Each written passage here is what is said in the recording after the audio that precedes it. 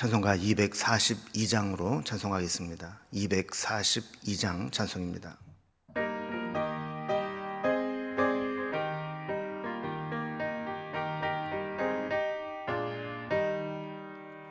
황무지가 장미꽃같이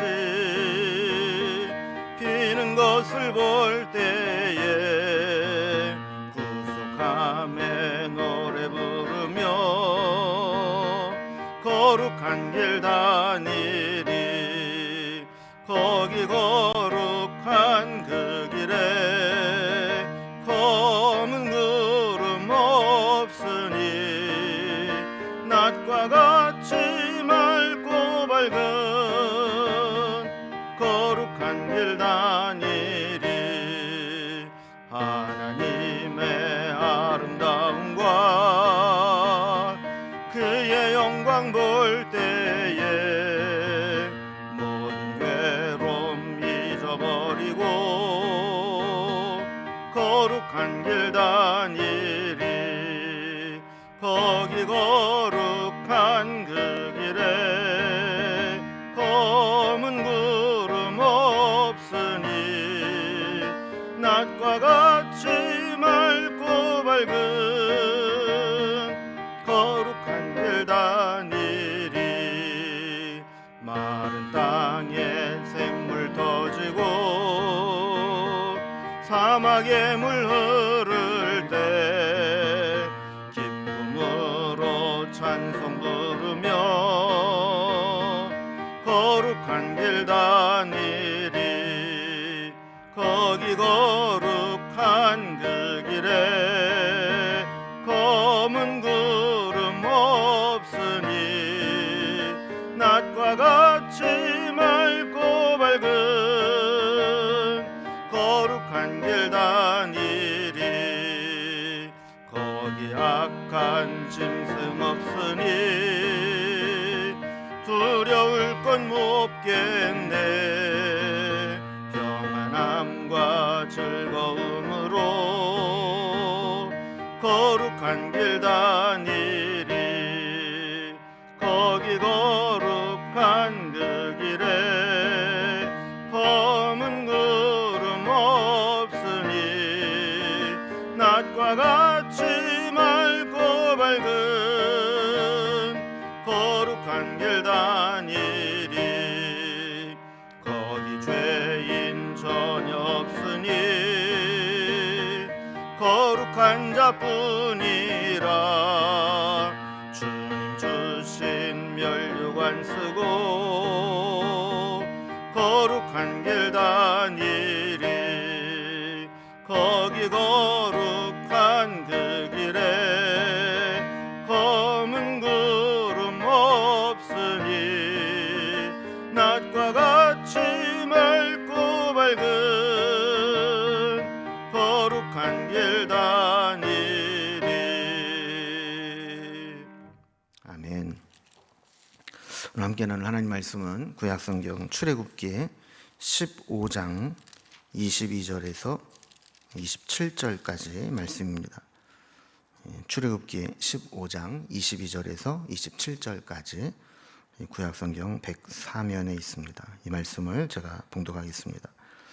모세가 홍해에서 이스라엘을 인도하매 그들이 나와서 수르 광야에 들어가서 거기서 사흘 길을 걸었으나 물을 얻지 못하고 마라에 이르렀더니 그곳 물이 써서 마시지 못하겠으므로 그 이름을 마라라 하였더라. 백성이 모세에게 원망하여 이르되 우리가 무엇을 마실까 하매 모세가 여호와께 부르짖었더니 여호와께서 그에게 한 나무를 가리키시니 그가 물에 던지니 물이 달게 되었더라. 거기서 여호와께서 그들을 위하여 법도와 율례를 정하시고 그들을 시험하실세 이르시되 너희가 너희 하나님 나 여호와의 말을 들어 순종하고 내가 보기에 의를 행하며 내 계명에 귀를 기울이며 내 모든 규례를 지키면 내가 애굽 사람에게 내린 모든 질병 중 하나도 너희에게 내리지 아니하리니 나는 너희를 치료하는 여호와임이라. 그들이 엘림에 이르니 거기에 물샘 12과 종려나무 이른 구루가 있는지라 거기서 그들이 그 물 곁에 장막을 치니라. 아멘. 오늘부터는 우리가 홍해를 건넌 후에 시내 광야에 이르기까지의 여정을 이제 살펴보게 됩니다. 홍해를 건넜다고 해서 이스라엘 백성들의 문제가 다 해결된 것은 아니었습니다. 이제 본격적으로 현실적으로 부딪히는 문제들이 있는데 이 광야의 험난한 환경과 싸워야 했습니다. 그리고 사실 우리 인생도 마찬가지입니다. 인생의 큰 위기를 한번 겪고 나면 그때부터 평탄한 삶이 막 펼쳐지는 게 아니라 매일매일 우리의 삶 가운데 감당해야 되는 이제 삶의 무게들이 계속해서 있는 것이죠. 홍해를 건넌 후에 이스라엘 백성들은 이제 수르 광야로 들어가게 되는데 거기에서 이제 물이 떨어지게 되고 물을 먹지 못하게 될 때 문제가 생기기 시작했습니다. 오늘 이제 배경은 그런 내용인데 오늘 말씀을 좀 구분을 좀 해보면 먼저 22절에서 24절까지는 마라에서 쓴 물을 발견하게 되고 백성들이 불평하게 되는 장면이 기록되어 있습니다. 25절에서 26절은 그 쓴 물을 단물로 고쳐주시면서 하나님께 순종할 것을 요구받게 됩니다. 그리고 27절에서는 불평하고 난 후에 곧바로 엘림을 만나게 되는 내용으로 되어 있습니다. 오늘 본문의 내용을 좀 자세히 살펴봅니다. 먼저 첫 번째로 물이 없어서 고생을 하다가 마라에서 쓴 물을 만나게 되고 그래서 고침받게 되는 그런 사건이 오늘 22절부터 24절까지 나옵니다. 우리 어제의 말씀과 한번 이어서 보면 이스라엘 백성들은 홍해를 건너고 홍해의 기적을 체험하면서 엄청난 사건 앞에 감격하며 은혜의 찬양을 올려 들었던 것을 보게 됩니다. 자, 그리고 이제 이 홍해의 감격을 뒤로하고 광야로 접어들게 된 것이죠. 광야 좀 살기 힘든 곳이죠. 우리나라에는 광야가 없기 때문에 잘 모르지만 광야는 나무도 없고 그늘도 없고 물도 없고 생활하기가 거의 불가능한, 사람이 살 수 없는 곳이다 이렇게 보면 됩니다. 광야에 들어가서 며칠을 지나면서 제일 먼저 나타나게 된 현상이 물이 없다는 겁니다. 사실 물이 부족하면 사람이 살 수 없지 않습니까? 그래서 22절과 23절을 보면 모세가 홍해에서 이스라엘을 인도하며 그들이 나와서 수르 광야로 들어가서 거기서 사흘 길을 걸었으나 물을 얻지 못하고 마라에 이르렀더니 그곳 물이 써서 마시지 못하겠으므로 그 이름을 마라라 하였더라 그랬습니다. 여러분, 출애굽 여정의 이 지도를 한번 보면서 좀 설명을 드리겠습니다. 출애굽한 이스라엘 백성들이 이제 수르 광야로 들어왔다 그럽니다. 여기에는 이제 그 에담 광야, 에탐 광야라고 되어 있는데 똑같은 이제 지역입니다. 이 수르 광야로 들어와서 3일 동안 걸어서 마라 근처까지 오게 되는데 그동안 물을 얻지 못해서 불평을 하게 된 것이죠. 그러다가 이제 마라에서 물을 발견했는데 이 물이 써서 먹을 수 없는 물이었다라는 겁니다. 이 사건이 있은 후에 조금 더 갔더니 거기에 엘림이라는 이제 오아시스가 있었다. 그래서 오늘 이렇게 살펴보게 될 이 내용은 홍해를 건넌 다음에 에담 광야, 이 수르 광야로 들어와서 마라를 지나 엘림까지 오는 그런 여정을 이제 살펴보게 됩니다. 다시 말씀으로 돌아와서 보면 이제 이스라엘 백성들이 홍해를 건넌 후에 수르 광야로 들어갔다고 했죠. 거기에서 사흘 길을 걸어갔는데 물을 얻지 못했다 그랬습니다. 그러다가 이제 마라에 도착을 했을 때 물을 발견하게 됩니다. 얼마나 기다렸던 물입니까? 근데 물을 마시려고 봤더니 마실 수 없는 물이었습니다. 그리고 이제 마실 물이 없어서 막 갈증을 막 느끼고 있다가 물을 겨우 발견을 했는데 그 물이 마실 수 없는 물이라면 심리적으로 얼마나 실망이 되고 허탄하겠어요. 아예 물이 없으면 물이 없나 보다 하고 막 버티고 견디는데 물이 눈앞에 보이는데 막상 가서 보니까 먹을 수 없는 물이라면 더 괴로운 것이죠. 자, 그러자 이제 물이 마실 수 없는 물이라 원망하기 시작합니다. 24절을 보면 백성이 모세에게 원망하여 이르되 우리가 무엇을 마실까 하매 그랬어요. 우리가 이제 출애굽 여정 과정 속에서 보면 불과 3일 전만 하더라도 그들은 홍해를 건너면서 자신들은 구원을 받고 자기를 쫓아오던 애굽의 군대들은 홍해에서 수장되는 것들을 직접 목격하면서 엄청난 감격 속에 찬양을 올려드렸던 자들입니다. 그런데 3일 물이 없다고 해서 원망하기 시작을 한 거죠. 그러면서 이 물을 마시지 못하면 우리가 어디서 물을 마셔야 되냐 이러면서 이제 불평을 했다라는 겁니다. 자, 이 사건에 대해서 두 번째 단락을 보면 이제 쓴물을 단물로 고쳐주시면서 하나님 말씀에 순종할 것을 요구하시는 모습을 보게 됩니다. 그러니까 백성들은 모세에게 원망을 했고 모세는 하나님께 부르짖습니다.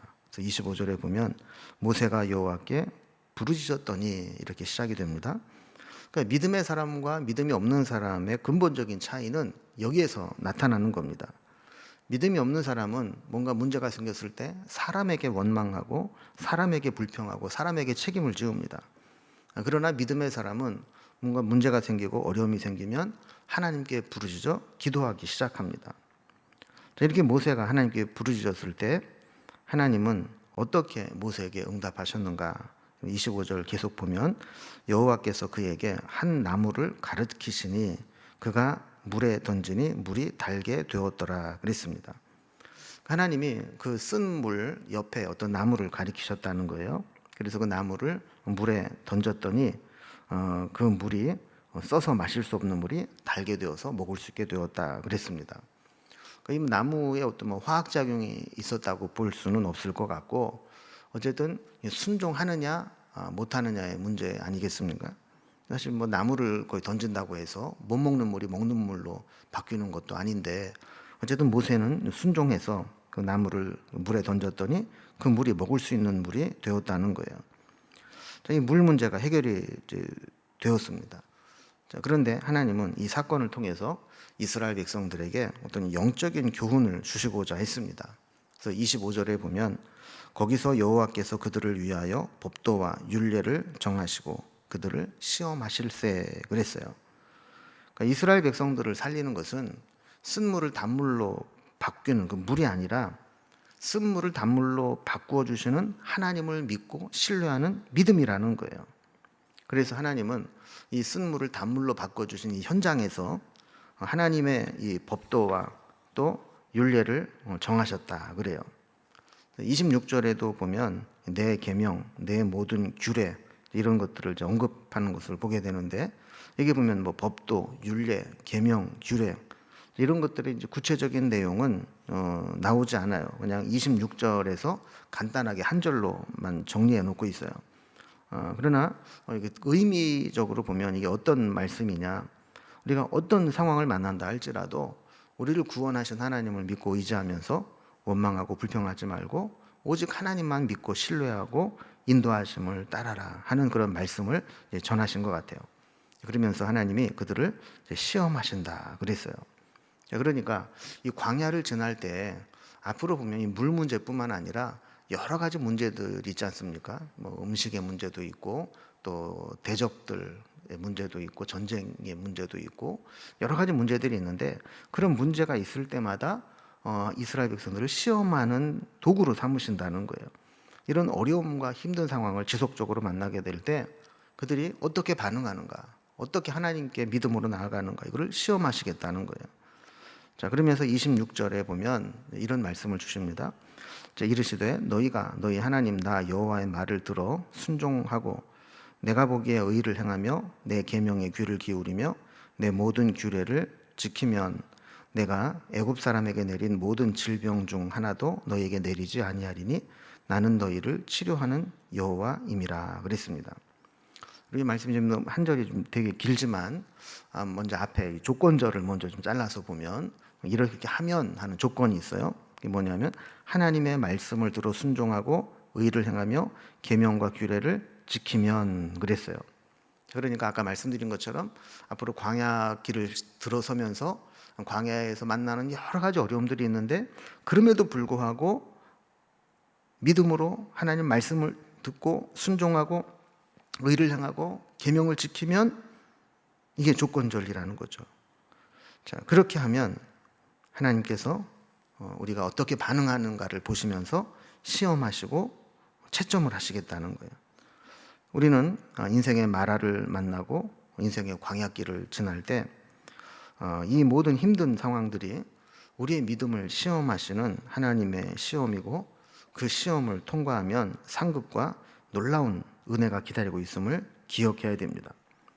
만약에 우리가 이 하나님의 전체적인 과정을 이해하지 못하고 눈앞에 보이는 고난만 바라보고 불평하고 불신앙적인 태도를 가지면 안 된다는 겁니다.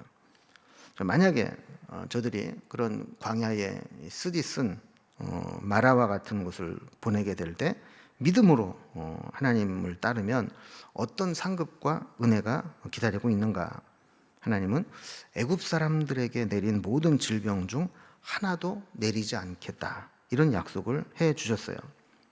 그러니까 이스라엘 백성들이 애굽에서 출애굽할 때 10가지 재앙을 이겨내고 나오지 않습니까? 그리고 사실 애굽에 있을 때 수많은 질병들이 있었을 거예요. 그런데 그 모든 재앙과 질병들 중에 하나도 이스라엘 백성들에게 내리지 않게 하겠다 하는 약속입니다. 그럼 요즘처럼 이렇게 의술이 발달하고 의료 체계가 좋은 세상에서는 웬만한 병은 생명에 위중하거나 그렇지 않습니다. 그러나 옛날에는 작은 질병도 생명의 위협이 될 수 있었고, 요즘 같으면 흔한 약 하나면 금방 치료될 수 있는 것들도 그것이 없어서 그냥 죽는 경우도 많이 있지 않았습니까? 하나님은 특별히 그들에게 나는 치료하는 하나님이다, 이렇게 계시하십니다.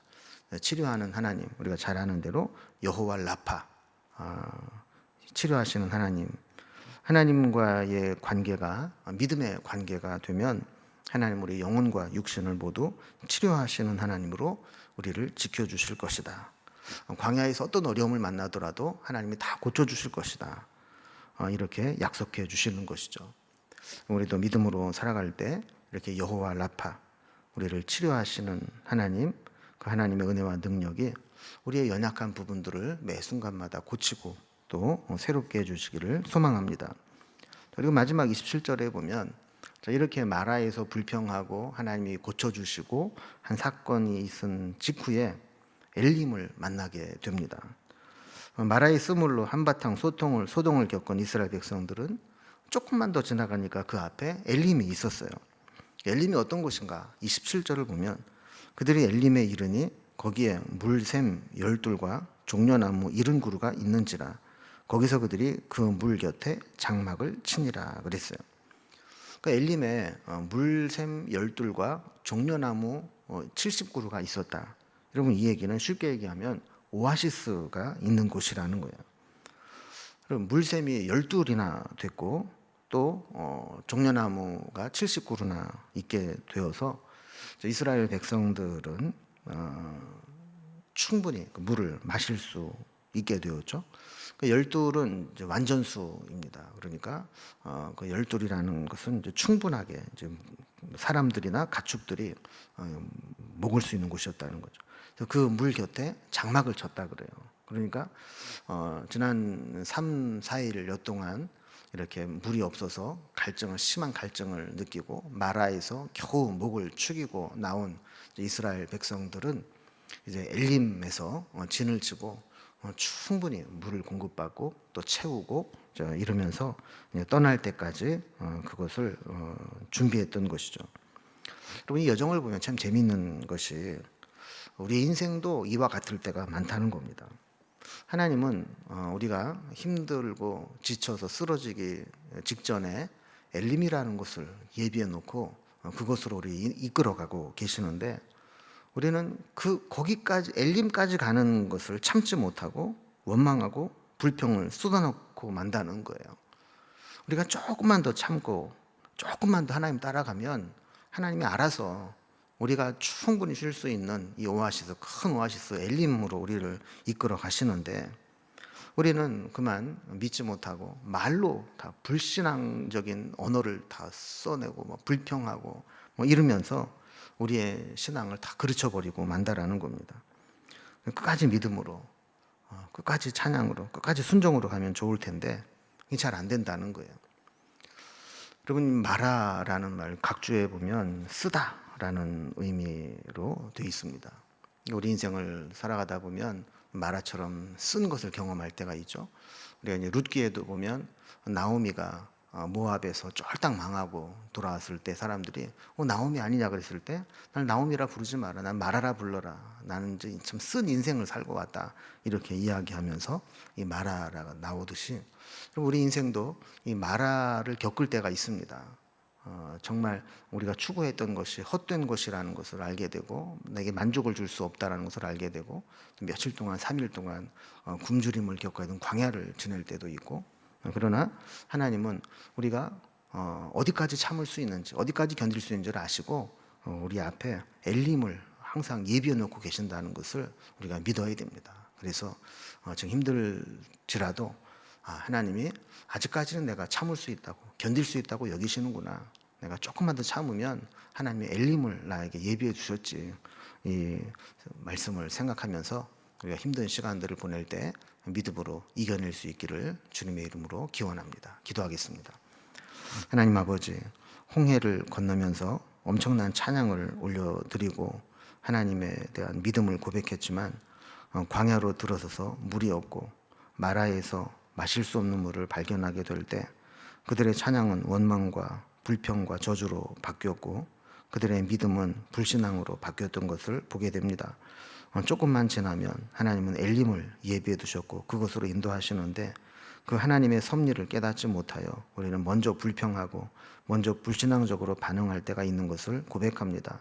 오늘 이 말씀을 우리가 살펴보면서 우리 인생 여정 가운데에도 우리가 정말 견디기 힘들 때에는 하나님이 그 앞에 엘림을 예비해 두셨다라는 것을 기억하면서 우리 하나님을 의심하지 않고 신뢰하며 믿음으로 나아갈 때 하나님이 때때로 우리에게 허락하신 엘림에서 쉬고 힘을 얻어서 또 남은 우리 인생 여정을 힘차게 달려나가는 저희들이 되게 하여 주시옵소서.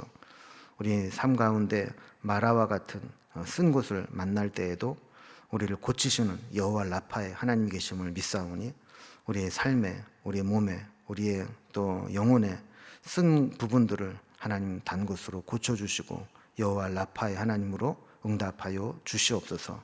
오늘도 우리 기도하는 모든 제목들 하나님이 들어주시고 고쳐주시기를 원하며 예수님의 이름으로 기도드리옵나이다. 아멘. 각자의 기도 제목들로 자유롭게 기도하시겠습니다.